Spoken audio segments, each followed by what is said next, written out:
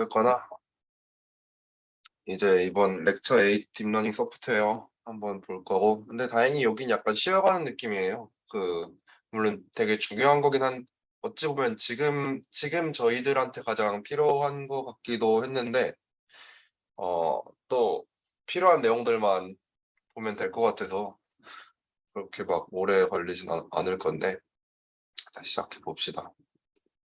이런 건 넘어가고, 지난 시간까지 우리가 이제 옵티마이제이션, 레귤라이제이션, 트랜스퍼 러닝까지 배웠죠. 그래서 트랜스퍼 러닝에서 이거를 이 부분을 다 프리즈 시킨 다음에 이제 이걸 이 학습시킨 데이터셋을 다른 데이터셋에도 사용할 수 있다, 이런 얘기도 했었을 거예요. 이번 시간에는 이 소프트웨어에 더해서, 그러니까 하드웨어하고 이렇게 프레임워크 소프트웨어에 대해 다룰 건데, 사실 프레임워크에서는 우리가 알아야 될 건 텐서플로우하고 파이토치, 이거 두 개면 다여서 이 나머지들은 그냥 간단히 넘어가 볼게요. 처음에 CPU하고 GPU, 아마 여기 있는 분들은 아마 컴퓨터 부품 용어를 다 잘 알 것 같긴 한데, 여기서 이게 재밌는 비유가 있어요. 제가 찾아봤는데, 뭐였지, 에타에 올라왔던 에타 레전드 막 이렇게 있는데, 그러면 질문이 컴자랄 있니, 노트북 사려 하는데, 처음에 당연히 어렵죠. i5니, 이게 코어니, 스레드니, 이런 거. 그래서 이 노예의 비유를 했어요. 그래서 코어의 개수는 일단 이 컴퓨터를 어떤 농장에서 일을 하는 걸 생각하는 거예요. 그럼 농장에서 일을 하는 노예가 많을수록 당연히 농장의 효율이 좋아지겠죠. 그래서 코어의 수를 노예의 수로 볼 수 있고, 스레드는 이 코어 안에서 또 노예의 손의 개수, 한 명의 노예가 손이 더 많을수록 당연히 더 많은 걸 수확할 수 있으니까 더 스레드가 많을수록 좋은 거일 거고, 오버클럭은 이제 원래는 그러면 안 되는 건데 발까지 써서 수확한다는 건데, 이렇게 되면 그만큼 더 버버가 걸리겠죠. 그 버버가 걸리는 걸 감안하더라도 효율을 높인다, 이런 느낌이고, 캐시 메모리는 이제 이렇게 수확한 걸 다시 창고로 옮겨야 될 건데, 창고로 옮길 때 이제 가볍게 들고 다닐 수 있는 거, 백팩, 그런 느낌으로 보면 되고, 램은 이제 캐시 메모리를 넘어서서 좀 많은 걸 옮길 때 리어카 개념이라고 보면 되고, 하드디스크가 바로 이 저장 창고, 그리고 하드디스크를 설명했으면 이제 SSD가 하드디스크의 조금 더 발전된 버전인데, 최신식 좋은 저장 창고, 이것보다 훨씬 좋은 거로 보면 되고, 인텔 i3, i5 이런 건 다 인텔에서 만든 CPU인데, 그래서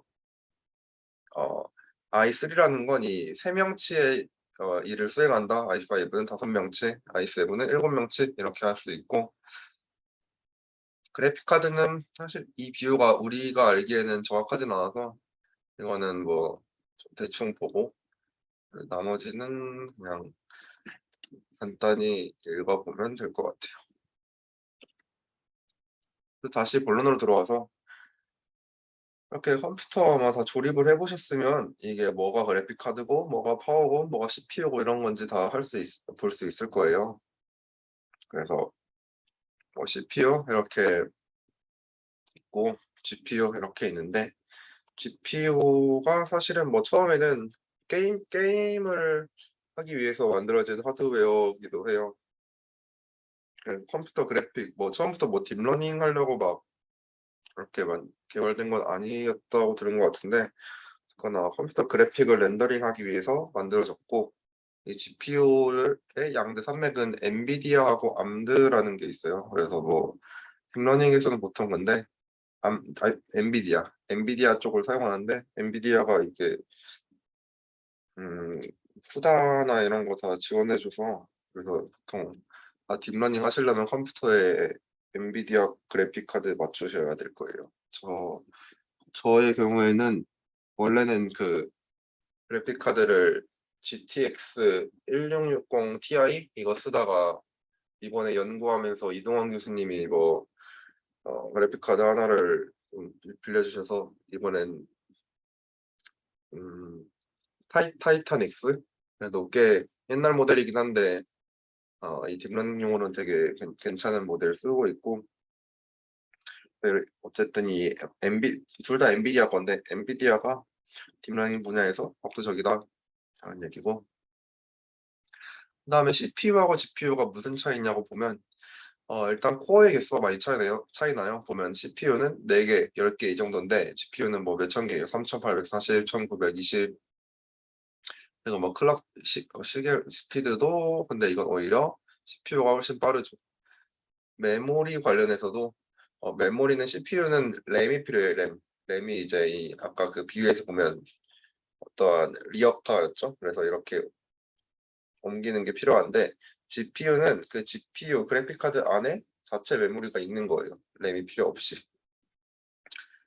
그래서 뭐 CPU의 특징을 보면 더 작은 코어를 갖고 있는데 그만큼 더 빨라요, 이 스피드가. 그래서 이거는 뭐 시퀀셜 태스크에 좀 강할 거고, GPU 같은 경우에는 좀 대신 좀 느려요. 근데 그만큼 코어가 많다는 거는 좀 단순한 작업, 패러럴 태스크를 많이 할 수 있다는 얘기고, 근데 이게 사실 2017년 강의 자료라 그 다음 게 업데이트가 안 되는데 그 다음 거를 한번 볼게요.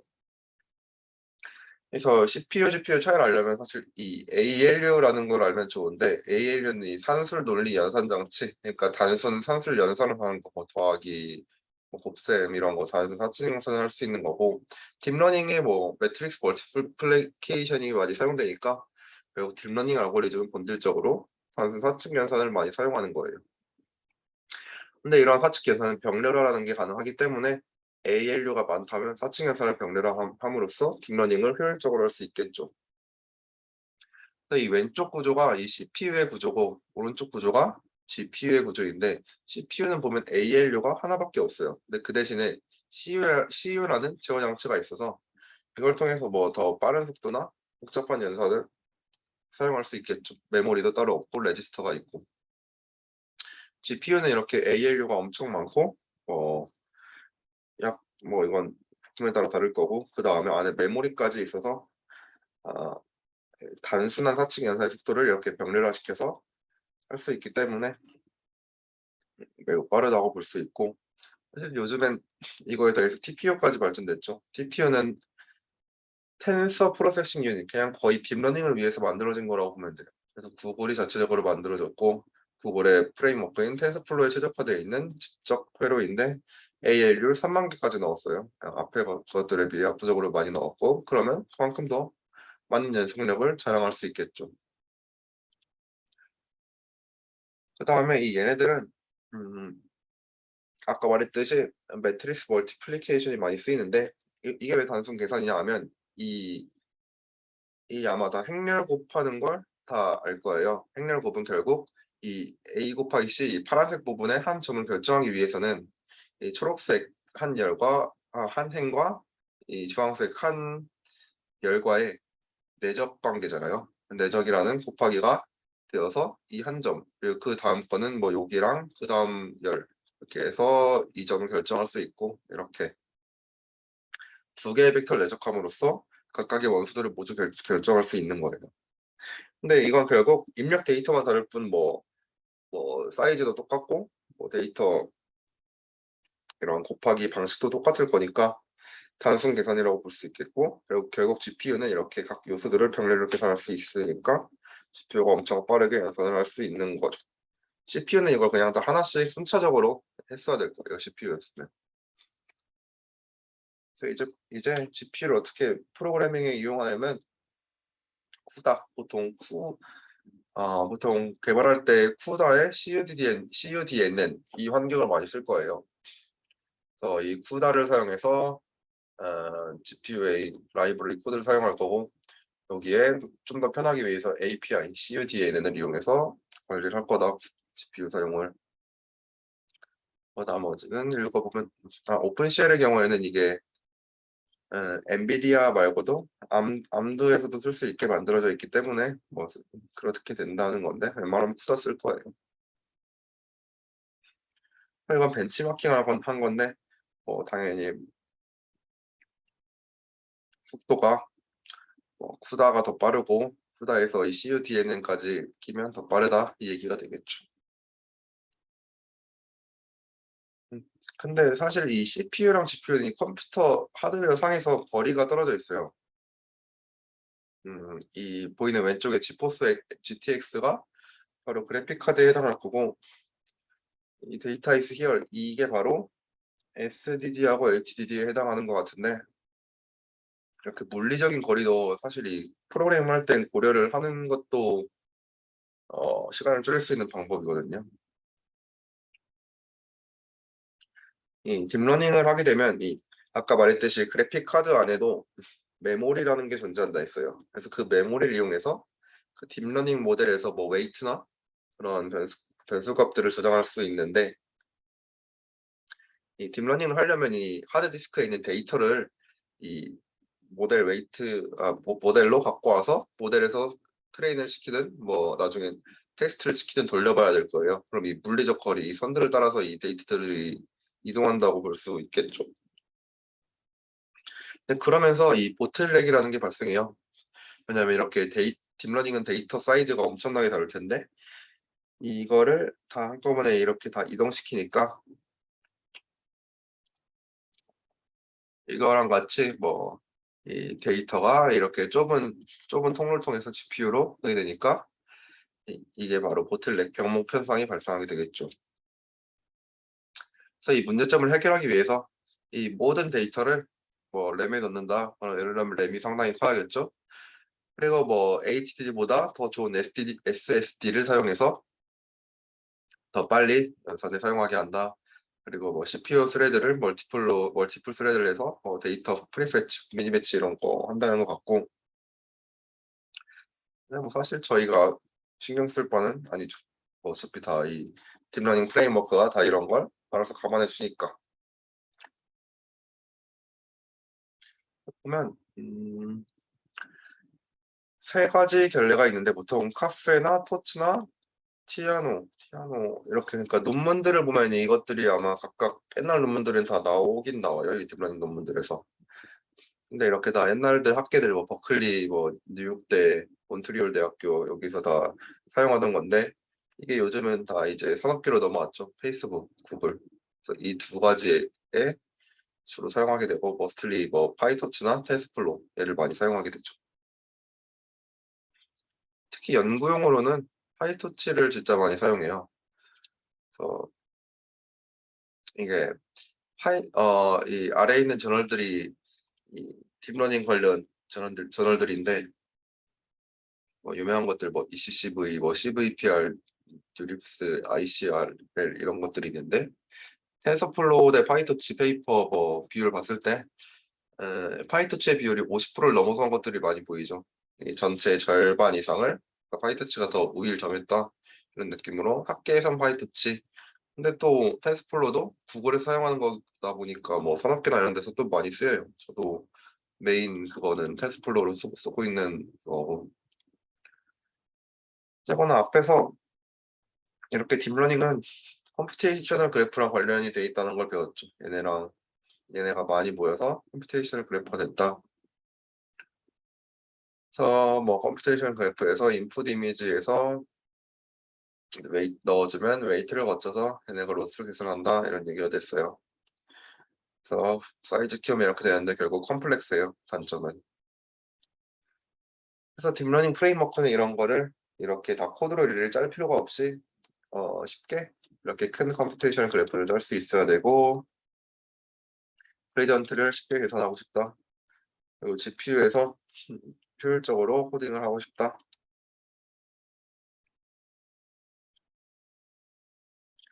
그래서 이걸 넘파이로 그냥 일일이 하드 코딩 한 건데, 뭐 직접 다 뭐 곱하기니 뭐 이런 거 쭉 다 연산 방식에 따라 식을 작성해 줘야 될 거고, 더 추가한 점은 백워드 패스까지 이렇게 미리 구현을 해줘야지 그레디언트를 계산할 수 있을 거고, GPU에서 계산할 수 없어요. 왜냐면 이 넘파이는 CPU에서 처리하기 위한 라이브러리가 되기 때문에 GPU를 사용할 수 없고, 이거 자체만의 그레디언트를 미리 따로 명시해줘야 계산할 할 수가 있어요. 그래서 결국 딥러닝 프레임워크는 보통 이 numpy라는 거를 많이 쓰니까 numpy랑 비슷하게 이렇게 코드를 작성할 수 있으면서도 이 문제점들을 해결할 수 있는 거, GPU에서 사용할 수 있으며 그레디언트를 쉽게 계산할 수 있게 하는 거, 이게 GPU의 목적이 될 거고, 이렇게 해서 나온 게 텐서플로우가 될 거예요. 근데 혹시 텐서플로우나 파이터치 중에 뭐를 사용하시는 거 혹시 있으신가요? 세 분 다? 예전에 우리 실습할 때 텐서플로우 케라스 썼었던 걸로 기억합니다.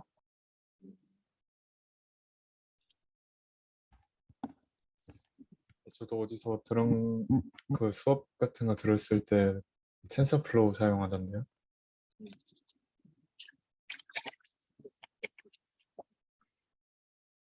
지혜님 뭐 사용했어요? 이런 거 할 때.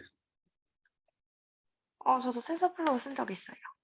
그래요. 그럼 텐서플로우는 약간 자세히 하고 파이터치는 그냥 짧게 넘어갈게요. 보면 코드 비교해보면 약간 비슷한 느낌이 있어요. 그래서 좀 더 자세히 뜯어보면 이렇게 create forward computation 그래프를 이렇게 역시 아까처럼 마찬가지로 만들었다. 그리고 이제 그레디언트를 계산하는 거를 따로 식을 작성하지 말고 TF 이 라이브러리를 이용해서 그레디언트를 계산할 거다. 그리고 그걸 x, y, z로 저장을 하자 이렇게 될 거고. 그리고 텐서플로우의 그러니까 이건 파이썬의 위드 구문. 얘는 그러니까 이 디바이스 자원을 사용했다, 반납했다 이걸 계속 반복해 줘야 하기 때문에 이 위드 구문을 주로 사용할 거고, 이거 여기선 CPU로 사용해라 이런 식으로 얘기가 될 거고, 그럼 간단하게 GPU로 바꿔주면 GPU를 사용하게 되는 거예요. 파이토치도 뭐 이런 식으로 비슷하게 베리어블 선언하고 뭐 이렇게 될 거고, 그리고 GPU를 사용하기 위해서는 뒤에 쿠다 붙여주면 돼요. 쿠다를 사용할 거다, 쿠다. 이렇게 넘파이, 텐서플로우, 파이토치 이렇게 세 개를 간단한 코드를 비교할 수 있고, 텐서플로우 좀 자세히 볼게요. 텐서플로우에서 뭐 러닝 이그젠플론 트레이너, 투레이어, 렐루, 네트워크 온 랜덤 데이터 위드 엘투로스. 결국 그냥 뭐 투레이어 네트워크 사용할 건데 액티베이션 펑션은 렐루, 로스 펑션은 여기 보이는 리즈슈민이 그 제곱 그거니까 엘투로스. 그래서 뭐 당연히 뭐 처음에는 임포트 텐서플로우와 넘파이를 임포트해야 이 라이브러리를 사용할 수 있게 될 거고, 그 다음에 이렇게 플레이스홀더라는 걸로 x, y, w, w2에 뭐랄까 쉐이프를 결정해 주는 거죠. 이게 어떠한 행렬인지, 몇 곱하기 몇 바이 몇 행렬이고 뭐로 이루어져 있는지. 네, 뭐 단순히 이렇게 사이즈만 지정했기 때문에 디파인 부분에서 메모리 할당이 되는 건 아니에요. 딱 구성만 되는 거고. 그리고 아래 부분 런에서 이제 이 컴퓨테이션 그래프가 돌아가면서 이때 메모리가 할당이 되고 실제 값들이 넣어지는 거죠. 그래서 뭐 이렇게 포워드 패스에서는 input x weight w1, w2, y를 만든다. 포워드 패스에서는 이렇게 식을 만들어서 prediction for y를 한 다음에 이 실제 값과 차이를 이용해서 디퍼런트를 구하고 그걸 이용해서 로스를 구해보자. 근데 계산이 사용되지 않는다. 왜냐하면 그냥 메모리를 할당하지 않고 그냥 이 구성만 하는 거니까 그래프에. 그리고 아까 말했듯이 그레디언트 함수를 이용해서 텐서플로우가 로스를 계산하게 한다. 근데 이 h는 tf 맥시멈 아까 이게 무슨 함수라 했죠? 렐로? 그렇죠. 렐루는 진짜 많이 쓰여서, 그러니까 근데 가끔 막 이렇게 쓸 때도 있거든요. 그냥 렐루 말고. 왜냐면 그냥 이 형태도 되게 간단하더라고요. 그래서 이 렐루 그래프 함수도 한번 기억해 주면 되게 좋았던 것 같아요. 그래서 이렇게 뭐 그레디언트를 계산할 수 있고, 이 세션 이제 뭐 이 한 번 돌아가는 게 한 번의 세션이 될 건데 이제 뭐 세션을 계속 돌릴 거다. 그래서 실제 그래프를 돌리는 게 될 거고 처음에 일단 실제 넣어줄 값들은 초기화를 해야겠죠. 근데 실제 초기화는 보통 이렇게 안 하고 우리가 앞에서 열심히 초기화하는 법 배웠잖아요. 무슨 초기화가 제일 좋다 했죠?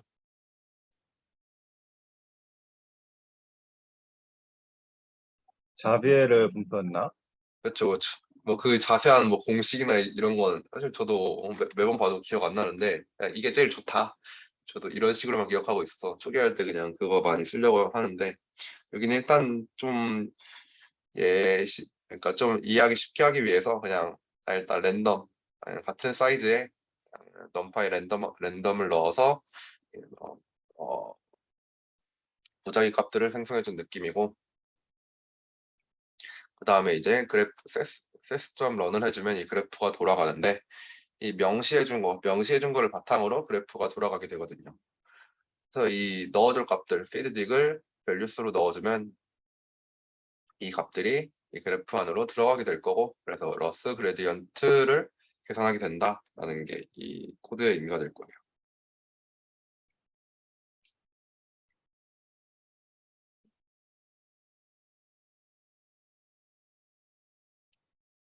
그다음에 근데 당연히 뭐 딥러닝이다 보니까 학습 뭐 미니 배치를 사용하기도 할 건데 여기 미니 배치 얘기는 아직은 그러니까 여러 번 반복 학습을 해서 이 그레디언트를 업데이트를 해야 될 거예요. 그래서 그러기 위해서는 반복문이라는 걸 알고 있으니까 이 세스점 런을 여러 번 돌리기 위해선 포문을 돌려보자 50번 돌릴 건데 이렇게 이 아웃을 통해서 나오는 어, 리턴 값은 처음에 로스 값 그리고 그레디언트 값 두 개. 그레디언트 값이 나오면 이 기존에 나와 있던 이 밸류에서 이 웨이트를 업데이트할 수 있겠죠. 이게 앞에서 저희가 배운 거잖아요. 이렇게 웨이트 업데이트 하는 게. 그래서 이렇게 웨이트 업데이트를 50번 할 거예요.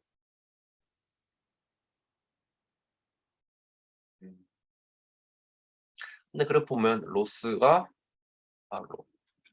이게 뭐였지? Y 값이 원 그래프였죠.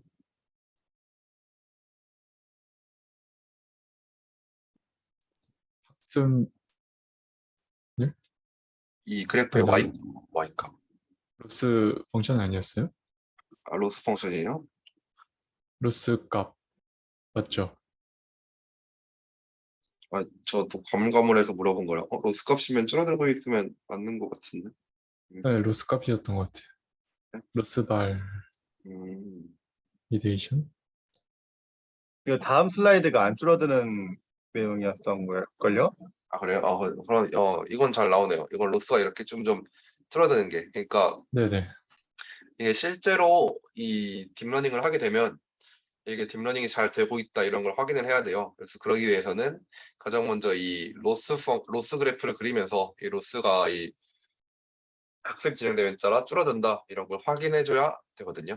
이런 걸 확인해 줘야 얘네가 학습이 진행되고 있다는 걸 알 수 있어서 잘 되고 있다라는 걸 확인할 수 있었고요. 근데 문제가 있어요. 무슨 문제죠?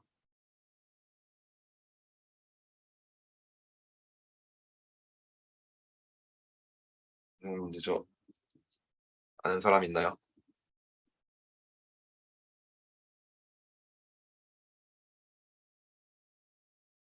데이터를 GPU 밖으로 계속 꺼내다 보니까 반복 형상이 생긴다가 문제였던 것 같습니다. 그래요. 이 넘파이라는 걸 아까 말했듯이 넘파이를 사용하게 되면 넘파이는 CPU를 사용하는 거예요. 즉 그러니까 넘파이 데이터가 여기 밸류를 보면 이 웨이트가 가중치 웨이트가 넘파이로 다 정의되어 있죠. 근데 이런 가중치줄이 넘파이인데 이 그레디언트 그러니까 이 그레디언트 W1 밸류와 W2 밸류는 다시 이제 음, 같은 디멘션의 그 다른 값으로 또 나오게 될 거예요. 넘파이가 아니라 텐스였나요? 무슨? 조거나 그런 걸로 나오게 될 텐데, 그래서 그렇게 나온 거를 이제 다시 이 웨이트랑 계산하기 위해서 GPU 내에서 이걸 또 계산하다 보면 결국 웨이트를 CPU에서 GPU로 불러오는 역할 이런 걸 되게 많이 수행하게 되면서 아까와 마찬가지로 병목 현상이 발생하게 될 거고, 그래서 W1, W2를 플레이스홀더가 아닌 베리어블로 사용해서 이걸 그럼 CPU에서 사용하지 않으면 되겠네. 그래서 그래프 안에 직접 이렇게 어사인을 해주는 거예요. 그래프 안에 이렇게 W1, W2를 어사인해서 해줘서 그래프 안에서 있게, 즉 GPU를 사용하게 한 거죠. 그래서 그래프를 한번 돌리니까 근데 처음에 이니셜라이제이션을 한번 해줘야 돼요. 여기서 이렇게 했기 때문에 여기 그러니까 위에서는 실제 초기화를 한 건 아니고 이제 이렇게 메모리 할당을 해주는 거는 이렇게 이니셜라이전을 해줬을 때 그게 될 거고, 마찬가지로 포문으로 트레인을 많이 해봅시다가 될 거예요. 근데 문제 이렇게 점점점점점점점으로 발생하지 않아요. 그러니까 로스가 줄어들지 않아요. 이러면 되게 그 모델이 망한 거예요. 되게 고칠 게 많아져요. 이러면 이게 왜 이러냐면 이 세션.run을 보면 여기 명시해 준 거는 로스랑 피드디키예요. 즉 로스를 구하기 위해서 그래프를 이 세션을 돌려라. 텐서플로우는 이거에 대해 목적을 두거든요. 효율적으로 코드를 돌리려고. 로스를 구하기 위해서는 근데 W1, W2가 굳이 이렇게 계속 바뀌면서 진행이 안 되더라도 상관이 없잖아요. 그냥 로스 자체를 구하기 위해서는 그냥 컴퓨테이션 그래프를 쭉 거쳐서 포워드 패스만 쭉 진행해도 그냥 로스는 나오긴 나와요. 그래서 그런 식으로 이 세션이 돌아갈 거기 때문에 이렇게 웨이트가 업데이트가 안 됨으로써 로스가 그냥 똑같은 값으로 나오게 되는 거죠. 그래서 이걸 해결하기 위해서는 더미 노드라는 걸 사용할 거예요. 왜냐면 W1, W2를 이렇게 그냥 따로 넣어주게 된다면 얘도 역시 아까 마찬가지로 문제가 발생할 거기 때문에 이거를 좀 해결하기 위해서는 이 그룹 지어서 이 더미 노드라는 걸 넣어줘서 이렇게 명시만 해준 정도. 이렇게 텐서플로우로 묶었으니까 마찬가지로 GPU 안에 있을 거고, 그래서 이렇게 세션.run에 넣어주게 된다면 이 실행하는 과정 동안 이 얘네들 웨이트에 디펜던시가 생겨요. 디펜던시가 생기기 때문에 그래프는 얘를 신경을 쓰게 되겠죠. W1, W2를 계속 구해야겠구나. 그래서 이렇게 그레디언트를 구해야겠구나. 이런 식으로 계산이 될 거예요. 그래서 뭐 아까 코드랑 차이점이 이것도 있는데 로스벨에 콤마하고 여기 아무것도 없는데 콤마하고 여긴 이 짝대기가 생겼어요. 이게 의미하는 게 혹시 뭐인지 아시는 분 있나요?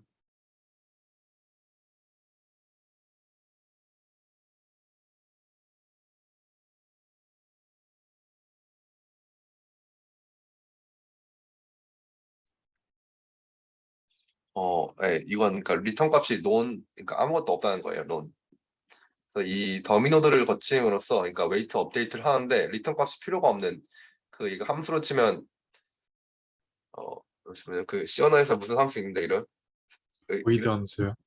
뭐라고? 보이드 함수? 맞아, 보이드 그런 느낌인 거죠. 그 리턴 밸류가 없이 이렇게 논으로 출력한다. 그냥 자체 업데이트만 하면 되니까 그런 더미노드가 될 거고, 옵티마이저 이런 건 그냥 이렇게 단순히 뭐 마음대로 쓰고 싶은 거 이렇게 막 쓸 수 있어도 그냥 텐서플로우 자체 라이브러리로 쓸 수 있어요. 이제 로스도 마찬가지로 그냥 이름만 기억해주면 라이브러리 그냥 그대로 쓰면 로스 함수를 쓸 수 있을 거고, 네. 주로스는 이제 초기화 값도 그냥 이닛을 그냥 이렇게 사비아 이니셜라이저를 사용하고 싶으면 이걸 이닛으로 만들어주고, 이제 그 레이어도 줄였어요. 굳이 이 행렬끼리 연산을 하고 싶지 않아서 이 텐스 좀 그러니까 하이어 래퍼 조금 더 얘네들을 쉽게 만들 수 있는 라이브러리인 거죠. 텐서플로우 레이어라는 거를 사용해서 이렇게 하나의 레이어 덴스 레벨에 뭐 인풋이니 그리고 뭐 그 다음에 아웃풋이 뭐가 나올 거니, 그리고 액티베이션 함수 뭐 쓸 거니, 그리고 이니셜라이제이션 뭐 W하고 B는 어떤 식으로 결정할 거니, 다 명시를 해줌으로써 레이어를 구성할 수도 있어요. 그 다음에 케라스는 이제 앞에 이 레이어보다 하나 더 발전한 발포인 거예요. 아마 주로 개발할 때 텐서플로우하고 케라스를 묶어서 많이 사용할 거예요. 저도 지금 이렇게 사용하고 있고, 이게 왜냐하면 되게 눈으로 볼 때 보기 편해요. 이 모델도 이해하기 쉽고 어떻게 구성되어 있는지. 이걸 많이 쓰게 될 거고, 보면 뭐 모델을 일단 처음에 구성을 해준다, 모델 만들어주고, 그리고 어떠한 디멘션을 구성해주고, 액티베이션도 명시해주고, 이렇게 또 뭐 더 레이어 늘리고 싶으면 더 애드해주면 되고, 뭐 모델이 뭔가 리스트 같은 형태도 리스트인데 리스트 안에 뭐 계속 넣어주는 형태, 겹겹이 쌓이는 걸 뭔가 직관적으로 이해할 수 있어요. 옵티마이제이저를 마찬가지로 이렇게 썰어내줌으로써 넣어줄 수도 있고, 여기서는 런이 아니라 핏으로 이제 이 모델의 웨이트나 바이어스 이런 걸 맞춰간다라고 봐주면 돼요. 마찬가지로 디파인하고 런한다. 이거는 이 텐서플로우에서 관통하는 개념이죠. 그래서 뭐 그 이외에 좀 하이 레벨 래퍼들도 뭐 이런 식으로 있다 라는 게 될 거고, 그래서 뭐 이 라이브러리에는 이런 것도 있어요. 앞에서 배운 트랜스퍼 러닝, 이 좀 거대 그 모델을 그대로 갖다 쓸 수 있는 거. 그래서 이 GitHub 보면 확실히 이 텐서플로우 공부하려면 이 튜토리얼이 되게 잘 나와 있어요. 튜토리얼 갖고 공부하는 게, 저도 튜토리얼로 처음에 공부했거든요. 그런 식의 이런 거 다 나와 있기 때문에 이런 거 봐주면 될 거고, 텐서보드. 텐서보드가 뭐냐면 아까 말했듯이 로스 펑션 이런 거를 기록해주고 뭐 체크포인트 이런 거 돌려주고 뭐 이런 거 해주는 건데, 네, 이걸로 하면 그냥 그래프 따로 뭐 그래프 함수 같은 거 만들어서 할 필요 없이 알아서 그려주기 때문에 저도 이거 텐서보드 보면서 하는 걸 지향하고 있는 편이고, 그리고 뭐 이렇게 그래프 내에서도 스플릿 시켜서 뭐 여러 머신을 돌릴 수 있다. 뭐 이건 저희랑은 뭐 크게 관련 없을 것 같아요. 피아노라는 게 있는데 비슷하다. 넘어갈게요 이거. 그다음에 파이토치. 파이토치는 그냥 이것만 좀 간단히 할게요. 파이토치는 텐서플로우랑 비교하자면 텐서라는 게 일단 넘파이 어레이에 대응되는 개념이에요. 근데 차이점은 넘파이는 CPU에서 돌아가는데 얘는 GPU에서 돌아가요. 되게 효율적이겠죠, 텐서가. 그럼 더. 그리고 베리어블은 결국 이 그래프에서 한 개의 노드에 해당하는 거고, 그러면 텐서플로우에서는 플레이스호더나 베리어블이나 텐서 이런 것들에 대항할 수 있을 거예요. 모듈이 바로 그 레이어를 구성하는 거. 텐서플로우에서 이 파이어 래퍼를 써서 뭐 모델.애드에서 뭐 하든 아니면 뭐 댄스를 하든 했던 것들이 이 모듈에 해당할 거예요, 파이토치에서. 그래서 뭐 텐서는 이렇게 GPU에서 돌아갈 수 있다. 그래서 이렇게 구성을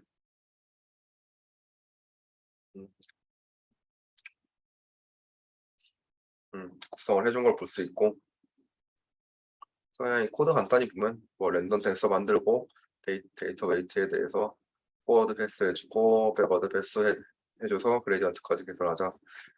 그래서 웨이트도 업데이트 해주는데, 처음에 후다 명시해줬으니까 D타입에 이건 다 후다에서 즉 GPU에서 돌아가게 될 거고, 또 파이토치의 중요한 특징 중 하나가 오토그레드. 이건 좀 알아두면 좋죠. 오토그레드는 이 베리어블에 대해서 이 베리어블의 그 뭐랄까 종속된 값으로 이 그레디언트 값이 항상 존재하게 되는 거예요. 그래서 그걸 명시하기 위해서 이렇게 베리어블 선언할 때는 requires 그레드를 false나 true로 계산해줘서 이 베리어블의 그레드가 종속되게.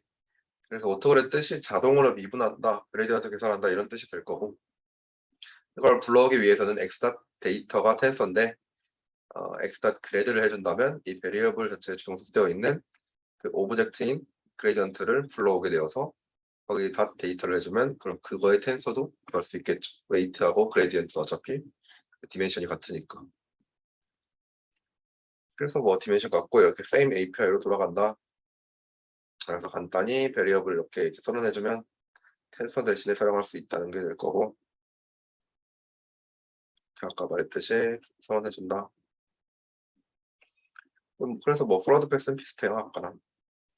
근데 이게 약간 차이가 있는데 그레디언트를 이제 봐줘서 제로인지 확인해주고 컴퓨터의 그레디언트를 로스점 백워드라는 간단한 방식으로 그냥 거의 돌아가지 않죠. 왜냐면 어차피 베리어블의 그레디언트 값이 저장되어 있으니까. 즉 얘네는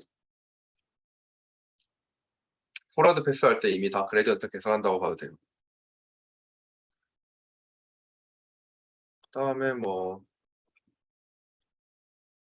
이런 식으로 그냥 자체 오토그레드 펑션을 선언해줘서 이 안에 포워드랑 백워드를 사용할 수도 있고,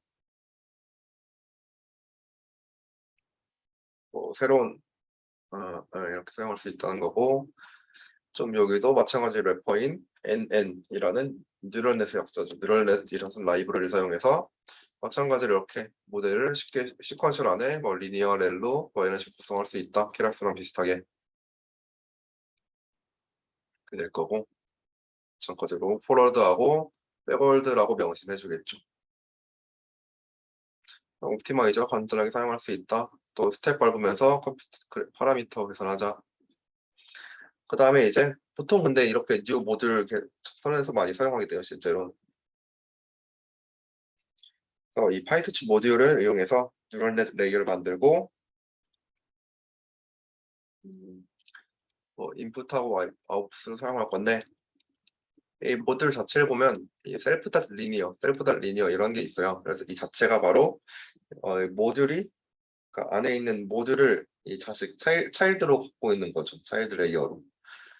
그래서 이 차일드로 레이어 오브젝트니 파이썬이 그 객체 지향이니까 이런 오브젝트를 또 불러올 수도 있겠고, 그런 식으로 모듈 자체가 웨이트를 뭐 베리어블 형태로 컨테인 할 수 있고 다른 모듈도 역시 할 수 있다 라는 게 될 거예요. define 역시 모듈하고,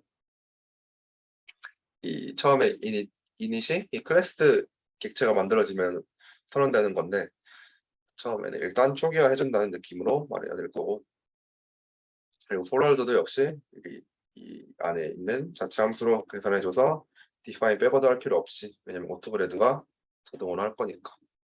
뭐 트레인 모델도 이렇게 해보자 라는 게 될 거고, 또 파이토치의 중요한 특징 중 하나가 데이터 로더라는 건데, 결국 딥러닝이 데이터를 다루는 거다 보니까 이 데이터를 컨트롤하는 자체 라이브러리가 있으면 편해서 그게 데이터 로더가 될 거고, 이 미니 배치, 그러니까 이 배치 사이즈 8, 이게 8개의 미니 배치로 돌아간다라는 게 될 거고, 데이터도 셔플 해야 될 거고, 멀티 스레딩도 해야 될 거니까 데이터 로더라는 걸 이용해 보자라는 게 될 거예요. 이 미니 배치로 돌게 되니까 이 이터레이션을 만들어줘서 이렇게 해야 될 거고, 프레트레인 사용할 수 있고 시각화 사용할 수 있다. 도치는 이 전 모델인데 넘어갈게요. 이거 두 개의 차이점을 좀 더 보자면, 텐서플로우는 스태틱, 그러니까 정적인 거예요. 항상 방식이 그래프를 빌딩하고 그 다음에 이 그래프를 실행시킴으로써 학습이 진행된다는 건데, 약간 정적이죠. 그래프 따로 만들고 분리되어 있으니까, 돌아가는 거 따로 돌아가니까. 근데 파이토치는 다이나믹해요. 왜냐면 각각의 이 포워드 패스가 돌아갈 때마다 새로운 그래프가 계속 만들어지는 거거든요. 각각의 장단점들이 있는데, 스태틱에서는 이 돌아가기 전에 이 그래프를 먼저 이렇게 최적화시키기 편해요. 이렇게 컨볼루션하고 렐로가 이렇게 따로 분리되어 있다고 보는데, 이 만약 좀 좋은 라이브러리가 나와서 이걸 한꺼번에 더 짧은 시간에 계산할 수 있다고 해봐요. 그럼 당연히 이 그래프가 알아서 이거를 처리해 주는 거예요. 옵티마이제이션을, 합쳐진 연산을 수행하게. 이렇게 시리얼라이즈, 그러니까 그래프 따로 돌아가는 건 따로 이렇게 일련화되어 있고, 다이나믹은 빌딩하고 익스큐션이 좀 계속 뒤얽혀 있죠. 인터트윈 돼 있죠. 그래서 always 뭐 need to keep code around 하자는 거고, 다이나믹 장점은 뭐냐? 코드가 약간 보기 쉬워요. 이렇게 그냥 돌아가면서 새로 만들어지니까 베리어블 하고 이렇게 조건문 써서 나누기 쉬운데 텐서플로는 이걸 하려면 이미 그래프에 사이즈가 지정되어 있으니까 그 tf.condition이라는 걸 이 그래프 안에 넣어줘서 이 조건문이 사용될 때마다 이 그래프에 뭔가 새로운 작업들을 미리 해 놔줘야겠죠. 뒤에서 아마 배울 건데 리커런트 이렇게 그러니까 순차적인 이런 게 된다면 하이터치는 뭐 똑같아요. 이 사이즈가 그러니까 이 그래프 사이즈가 바뀌어도 그냥 뭐 똑같은 그래프가 계속 만들어지기 때문에 별 차이가 없는데 얘는 그래프 사이즈가 계속 바뀌게 된다면 이거 시간에 따라서 얘는 이렇게 그것도 명시를 해줘야 돼요. 뭐 폴드 사용할 수 있다는데 이건 넘어가고. 다이나믹 그래프는 이렇게 아까 말했듯이 리커런트에 사용하기 쉽다. 이거는 캡셔닝인데 이미지를 바탕으로 이미지 쭉 번역한 캡션다는 거. 근데 이게 앞 맥락이 중요하기 때문에 리커런트를 주로 사용하고 리커시브 트리 같은 거 그리고 모듈화되어 있는 거. 그러니까 이 질문이 들어옴에 따라 이렇게 네트워크가 바뀌어야 되는 것도 다이나믹을 사용하면 좋겠죠. 카페는 가끔 논문에 좀 나오긴 하는데 카페를 잘 안 사용해서 저도 그냥 넘어갈게요.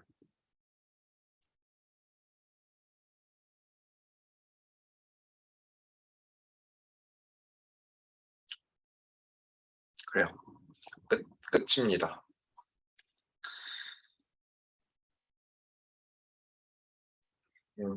다들 뭐 궁금하신 거나 이런 거 있나요? 이거 하면서?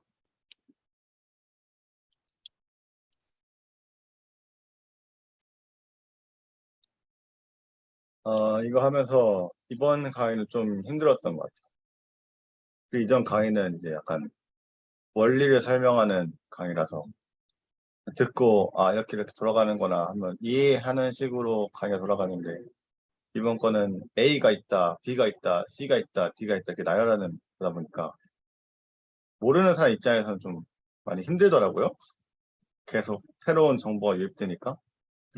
그래서 이번 강의는 앞에 강의들보다 약간 직접 코드를 쳐보는 게 더 중요한 강의가 아니었나 그런 생각이 들었고, 뭐랄까, 그 윗단 라이브러리를 먼저 접하고 나서 이 강의를 통해서 그 하위 단계 라이브러리부터 순차적으로 배우니까 어떤 식으로 돌아간다라는 개념을 좀 접할 수 있어서 좋았던 것 같습니다.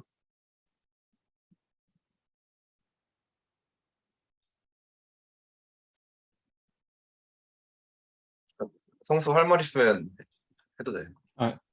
아니 그 뭐지 들으면서 계속 생각을 했었는데요. 그 수업도 들으면서 어 텐서플로우가 또 바뀌었잖아요. 이게 강의가 보다 보니까 2017년 강의라서 그런지 또 많이 바뀐 게 있었다고는 들었는데 강의는 정말 예전 걸 설명해서 그런지 그래서 다른 것도 새로운 건 또 알아야 되나 궁금하더라고요. 맞아. 플레이스홀더 없어지지 않았나? 네, 맞아요. 3점 없어지고 넘어가서? 맞아요. 세스런도 어, 2.0으로 넘어오면서 없어졌어요.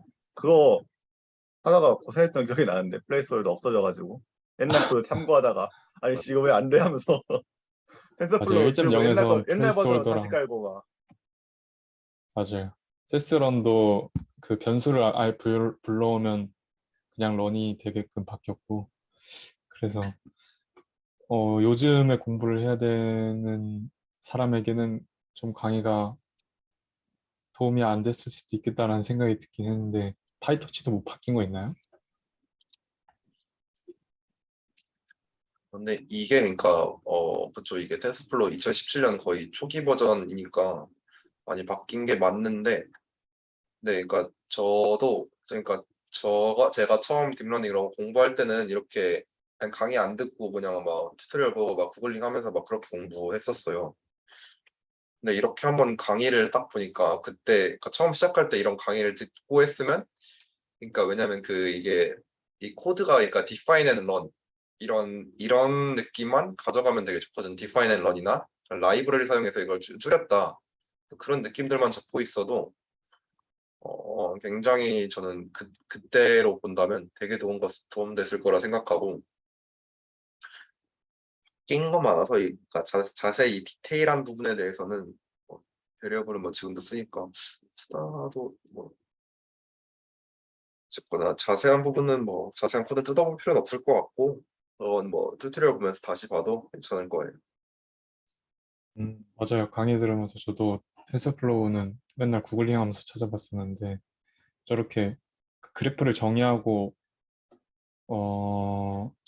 그 다음에 런한다는 그런 개념 자체들은 변하지는 않는 것 같더라고요.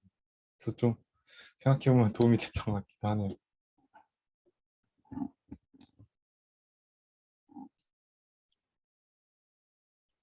지인님 뭐 할 말 없어요?